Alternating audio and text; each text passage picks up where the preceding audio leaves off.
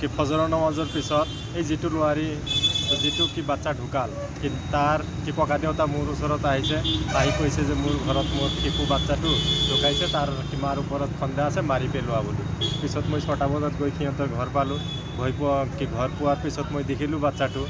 যিখিনি কাপোৰ কানি আছিল বা শৰীৰত পূৰা ৰক্তাক্ত হৈ আছে সিহঁতৰ ঘৰৰ মানুহ আৰু মানে গাঁৱৰ মানুহ